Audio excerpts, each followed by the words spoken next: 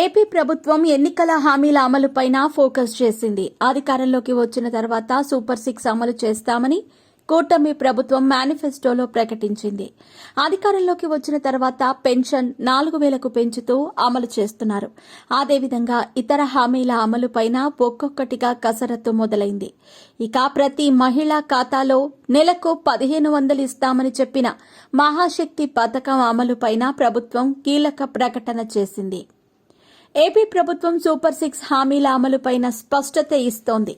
అధికారంలోకి వస్తే గత ప్రభుత్వం అమలు చేసిన అమ్మఒడి స్థానంలో తల్లికి వందనం పేరుతో ఇంట్లో ఎంతమంది పిల్లలున్నా ప్రతి ఒక్కరికి 15,000 చొప్పున తల్లి ఖాతాలో నగదు జమ చేస్తామని హామీ ఇచ్చింది. ఈ పథకంపైన తాజాగా ప్రభుత్వం స్పష్టత ఇచ్చింది. వచ్చే విద్యా సంవత్సరం నుంచి ఈ పథకం అమలు కానుంది. ప్రభుత్వ ప్రైవేట్ పాఠశాలల్లో చదివే అందరికీ ఈ పథకం వర్తిస్తుందని స్పష్టం చేసింది. మరో పథకం మహాశక్తి అమలుపైన ప్రభుత్వం క్లారిటీ ఇచ్చింది. మహాశక్తి పథకం ద్వారా 18 ఏళ్లు పైబడిన మహిళలకు ఆర్థిక సాయం అందిస్తామని స్త్రీ శిశు సంక్షేమ శాఖ మంత్రి గుమ్మడి సంధ్యారాణి తెలిపారు. ఎన్నికల్లో హామీ ఇచ్చిన విధంగా ఈ పథకాన్ని తప్పనిసరిగా అమలు చేస్తామన్నారు. పథకం అమలు కోసం విధి విధానాలు రూపొందిస్తున్నామని, త్వరలోనే జారీ చేస్తామని అన్నారు.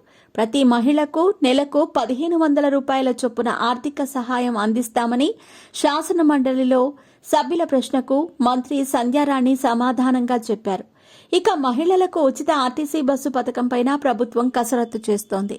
ఇప్పటికే ఇతర రాష్ట్రాల్లో ఈ పథకం అమలుపైన అధికారులు అధ్యయనం చేసి ప్రభుత్వానికి నివేదిక ఇచ్చారు. ఈ పథకాన్ని ఆగస్టు 15న విశాఖలో ప్రారంభించాలని ప్రభుత్వం సూత్రప్రాయంగా నిర్ణయించింది. తుది నిర్ణయం తీసుకోవాల్సి ఉంది. ప్రస్తుత రాష్ట్ర ఆర్థిక పరిస్థితిని పరిగణలోకి తీసుకుంటూనే సంక్షేమ పథకాల కొనసాగింపుపైన ప్రభుత్వం కార్యాచరణ సిద్ధం చేస్తోంది. అమలుపైన అధికారికంగా ప్రకటన చేయనుంది.